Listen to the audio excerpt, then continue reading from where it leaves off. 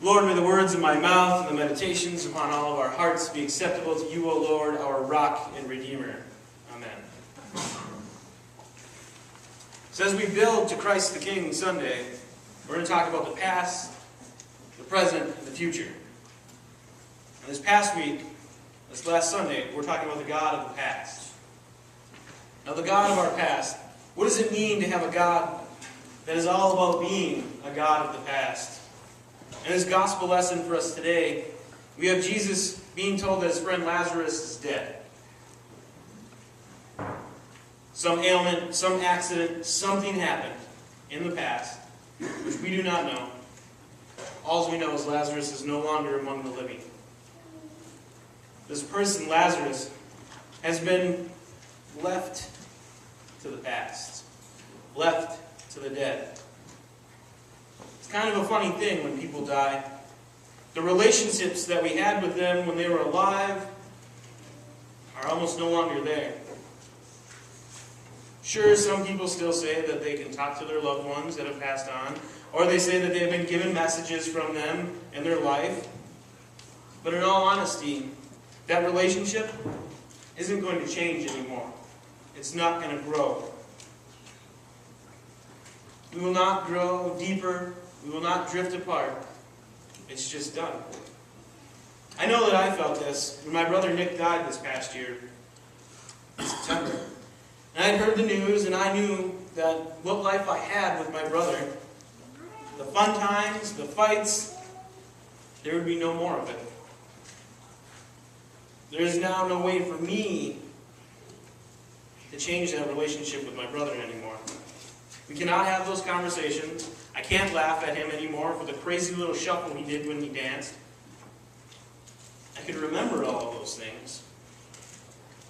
I can recall the life that I was gifted with by his presence. Him looking out for me in school, him showing me his latest, greatest, craziest purchase. But all that is now in the past. It is now only a memory. And I cannot get that same sense of presence that I once was able to experience with him. When a loved one, a friend, a family member, when they die, there is no way to get back to that past relationship that we had. Any of the past mistakes we may have made with that person, or any of the regrets that we had, are now not going to be fixed, it seems. But maybe later. Now I wonder what it must have been like for Jesus to lose his friend. Someone that was so close to him that he actually was deeply moved. That's what it says. Deeply moved. He was affected. Now I know it doesn't say that Jesus cried or that Jesus held back tears in his eyes. But when I picture the scene in my mind, how could it be anything else? How could someone that cares that much for another not be moved to great lengths to have tears streaming down their face? I mean, what was Jesus thinking about?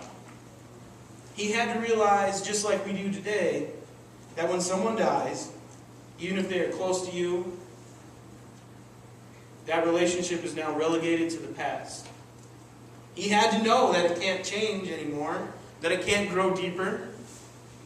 What was in his mind? How did he look? What was it that changed because of this man?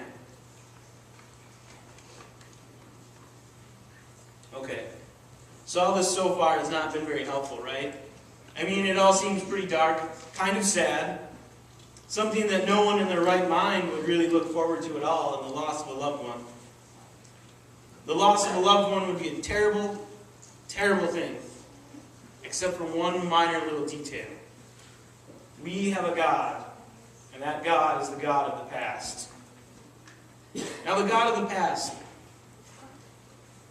that means that Christ has control over the past. That means that Christ is in charge of the past. That means that Christ is not going to let the past only be in the past. Christ is going to find a way to connect the past again back to the rest of us. Christ is not going to let the past or death have the last word. So here we are now. We are at the point in the story where Jesus is ready to call Lazarus out of the tomb. To call Lazarus out of the past and back to the present, and better yet, to call him to the future. Now, I probably know that my brother, Nick, he's not going to be raised up like Lazarus was. Not in the same method, not in the same way, while I'm still living on this earth. But the point of Lazarus' story was not to have people hope for some sort of reanimation, like some cheap Hollywood trick, but rather it was to show us all that Jesus has the power to bridge the gap from past to present and to the future. The reason that I see Jesus as being so moved in this story is not the loss of his friend. That was sad. Rather, I see it as Jesus' determination to reconnect. Jesus calls him the past in the tomb and commands Lazarus to rejoin the story. But it doesn't just end with Lazarus coming back and rejoining the present. Jesus calls Lazarus to a new future that he will establish. Now, a little earlier in this gospel, Jesus says this. And Jesus said to her, I am the resurrection and the life. The one who believes in me will live, even if he dies. And the one who lives and believes in me will never die. Jesus was saying these words about Lazarus, but they have meaning for all of us. The one who believes in me will not die. Here Jesus made his statement about being the God of the past. About being the past, the present, and the future under the same banner. Jesus says with this little simple statement, I will not let death be the God of the past. I will not let self-centeredness be the God of the present, and I will not let anything but me be the God of the future. So where does this leave us? Well, I know that my brother is not going to be separated, stuck in the past anymore. I know that Jesus will call my brother's name one day, and he will be awakened to a new life, and it will begin.